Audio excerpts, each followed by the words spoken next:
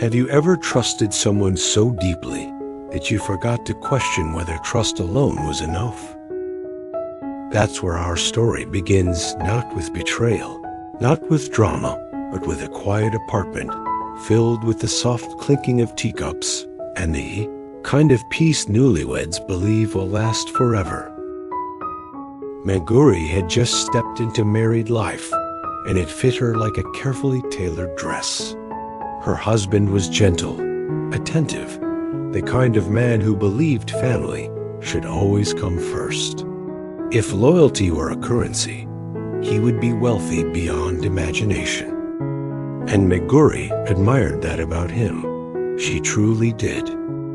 But admiration and anxiety can live in the same heart. Their life together was simple shared grocery lists, late-night conversations about dreams, laughter over small kitchen disasters. Nothing cinematic, just real. And maybe that's why what happened next felt so unsettling. Because when life is calm, even a small ripple looks like a storm.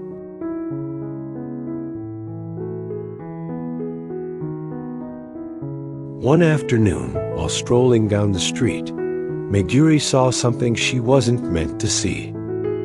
Her brother-in-law, Takaya, stood on a street corner, locked in a tense discussion about money. His voice low, shoulders tight, eyes carrying the weight of someone who hadn't slept well in weeks.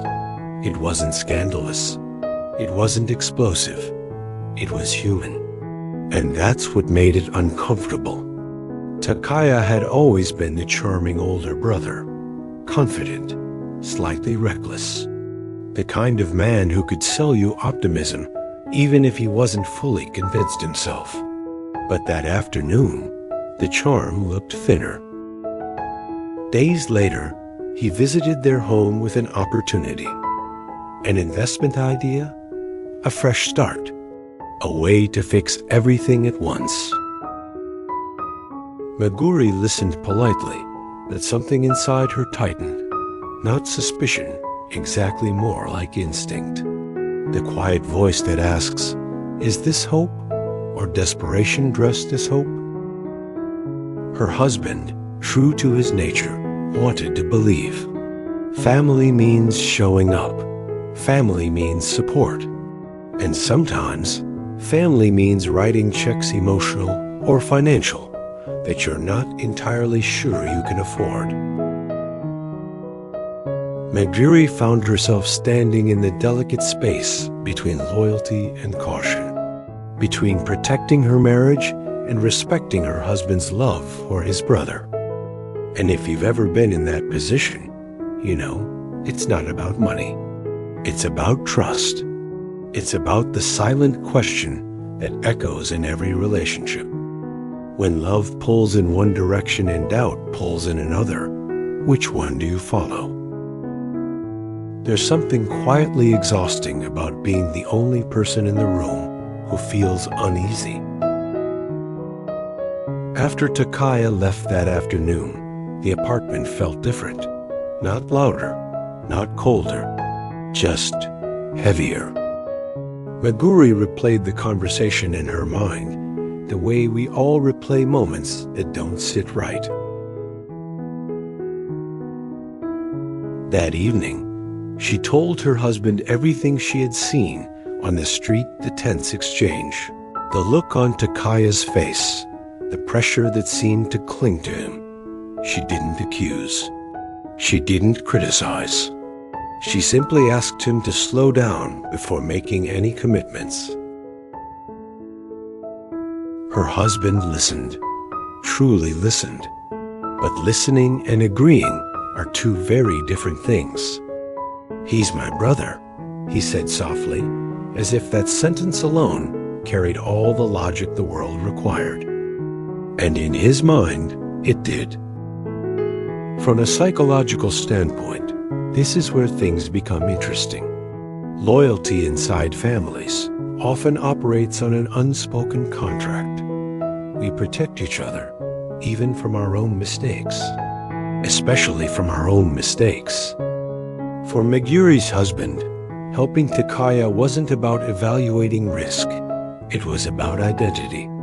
If he didn't show up, what kind of brother would that make him? Meanwhile, Meguri wasn't evaluating numbers either. She was evaluating patterns, pressure, timing, the subtle tremor beneath Takaya's confidence. She wasn't against helping him. She was against helping him blindly. This is one of the most common marital tensions, especially in young marriages. When two good intentions collide, no villain, no hero, just two perspectives shaped by different emotional priorities. Days passed. The subject lingered between them like a polite guest who overstays their welcome. Neither argued loudly, but there were pauses at dinner, half-finished thoughts, the quiet mathematics of how much is too much, and what happens if this goes wrong. Then Takaya returned. This time, he wasn't selling anything. He looked smaller somehow, not physically, but energetically. The bravado was gone. In its place was something far more uncomfortable: honesty.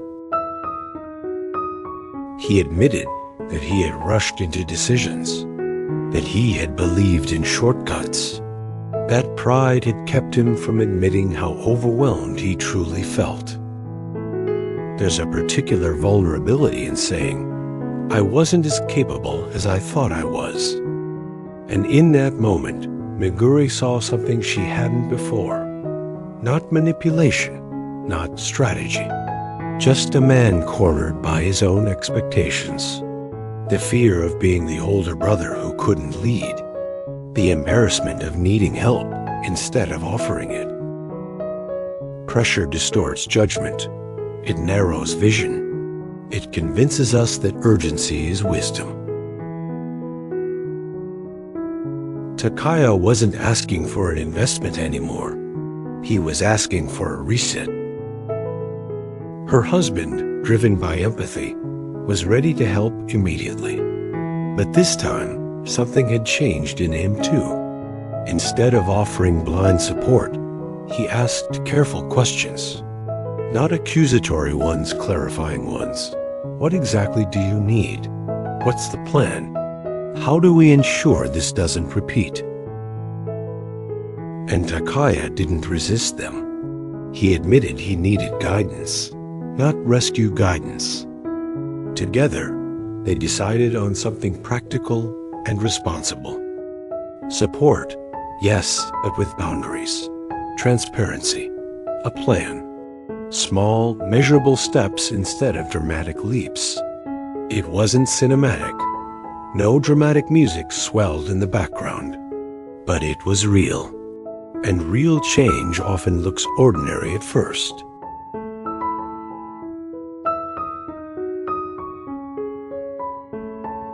Time passed.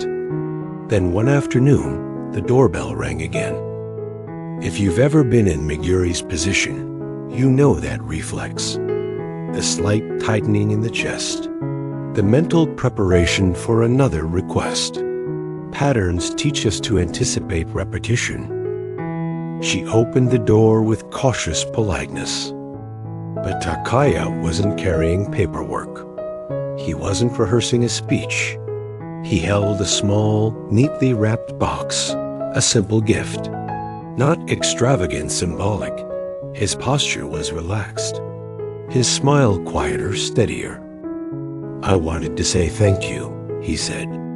No urgency, no agenda. Just gratitude. It's interesting how suspicion dissolves when intention is clean. Meguri felt at this subtle shift inside her. The guarded part of her softened, not because she was naive, but because the evidence had changed. Takaya had followed through. He had taken responsibility. He had chosen the slower path. She invited him in for tea. And in that living room, something deeper than financial recovery happened. Takaya spoke about the pressure he had carried as the older sibling, the invisible expectation to succeed first, to lead first, to never stumble publicly. He admitted that when things began slipping, fear distorted his decisions. He wasn't trying to deceive them. He was trying to outrun failure. Behind many questionable choices lies a simple fear. If I slow down, people will see I'm struggling. Meguri listened differently now, not as a skeptic, not as a judge, but as someone recognizing the universal human pattern beneath the behavior. And that recognition, that shift from suspicion to understanding, was the true climax of the story.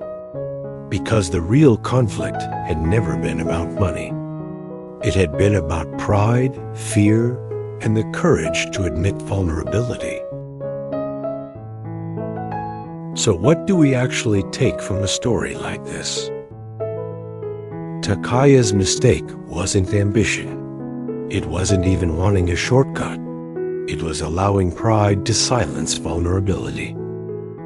Meguri's struggle, on the other hand, reflects something many partners experience, but rarely articulate: the tension between intuition and harmony. No one in this story was malicious. They were human. When Meguri and her husband chose to help Takaya responsibly asking questions, setting expectations, they weren't withholding love. They were strengthening it. Most of us think maturity arrives with age. It doesn't. It arrives the moment we can say, I was wrong, without collapsing internally. Takaya didn't transform because someone rescued him. He transformed because he was finally honest about his limits. In real life, conflicts like this don't always resolve so neatly. But the principles remain practical. Communicate early. Question without attacking. Support without enabling. And perhaps most importantly, create spaces where people can admit they're struggling before desperation makes decisions for them. Family balance isn't the absence of tension. It's the ability to move through tension without tearing each other apart. And maybe that's the quiet beauty of this story. A young marriage didn't survive because there was no problem. It deepened because they handled the problem consciously. So the next time someone in your life approaches you with urgency, with pride, with a polished planned pause, listen beneath the words. Sometimes what they're really asking for isn't money, or approval, or rescue. Sometimes they're asking to be understood,